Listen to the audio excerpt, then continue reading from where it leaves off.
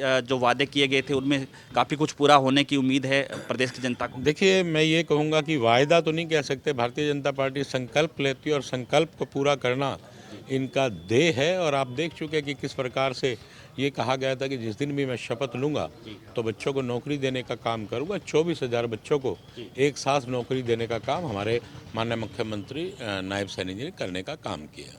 अभी मुझसे एक पत्रकार कह रहे थे कि आपकी सरकार ने जो वायदे किए हैं, मैंने ये कहा कि वायदे तो अक्सर टूट जाते हैं, लेकिन संकल्प जो आदमी लेता है उस संकल्प को पूरा करने का काम अगर कोई करता है तो वो, क्योंकि संकल्प भगवान को हाजिर नाजिर लेकर किया जाता है।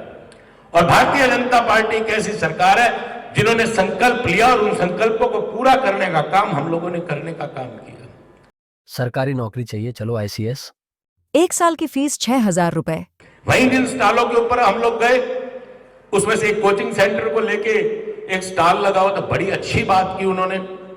उन युवाओं साथियों ने कहा कि एक लंबे समय के बाद भारतीय जनता पार्टी की सरकार आने के बाद दोबारा से ये कहूंगा कि युवा इधर उधर भागने की बजाय शिक्षा की तरफ दोबारा जाना प्रारंभ हो गए।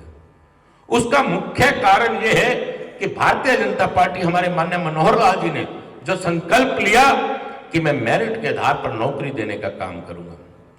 आज मैं कहता हूं कोई अछूता गांव होगा जिस गांव के अंदर किसी बच्चे को नौकरी ना मिली हो।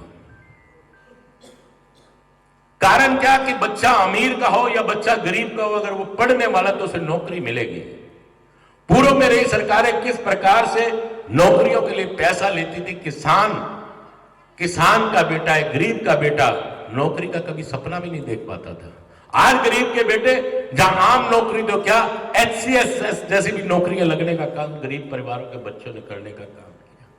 इसका सबसे बड़ा कारण यही है कि बच्चे पढ़ते तो थे, लेकिन पैसा की कमी की वजह से या जमीन ना होने की वजह से उनको नौकरियां नहीं मिलती थी। इस संकल्प को भी किसी ने पूरा किया तो भारतीय जनता पार्टी ने पूरा करने का काम किया। मैं तो आप लोगों से इसी प्रकार से कहना चाहूंगा कि आप हमारे अन्नदाता हैं। वहीं पर हमारे प्रदेश के माननीय मुख्यमंत्री नायब सैनी जी निरंतर किसानों के बारे में सोचने का काम कर रहे हैं। जैसे चोपड़ा साहब ने कहा कि अगर कोई योजना या कोई भी आपके मन में विचार हो तो वो विचार भी हमें बताने का काम करें, ताकि हम आपके उस विचार को भी माननीय मुख्यमंत्री जी तक पहुंचाने का काम करें, ताकि किसान को किसी ना किसी रूप में और भी फायदा मिल सके। मैं इन्हीं बातों से अपनी वाणी को भी विराम देता हूं और आप सबका बहुत बहुत आभार व्यक्त करता हूं, बहुत बहुत धन्यवाद करता हूं सिरसा के आए हुए सभी साथियों का, और बाहर से भी जो लोग आए हैं, और सभी अफसरान साहिबों का भी बहुत बहुत शुक्रिया करता हूं। और मैं एक विशेष तौर पर सभी आप किसान भाइयों से भी कहूंगा और इन अफसरान से भी कहूंगा कि बहुत सी चीजें हम लोगों को देखने को मिली इन कैंप्स में। यही कहूंगा कि इस प्रकार के छोटे छोटे आयोजन किए जाए ताकि किसानों को पता लगे नई नई टेक्नोलॉजी आ रही है, नई नई चीजें आ रही हैं, किस प्रकार से स्प्रे करके जमीन को धूमिल किया जा रहा था, एक जहर पाया जा रहा था, लेकिन आज ऐसी फसलें, ऐसी खाद, ये सब व्यवस्थाएं इतनी हो गई कि दोबारा से हम एक अच्छी खेती कर सकते हैं और प्रोडक्शन को भी बढ़ाने का काम कर सकते हैं।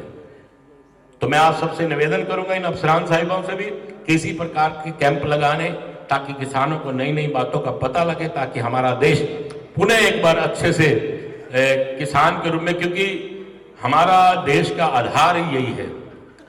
और आप सबने इतना प्यार दिया, इसके लिए मैं आप सबका बहुत बहुत धन्यवाद करता हूं। जय हिंद, जय भारत, जय हरियाणा, जय जवान, जय किसान।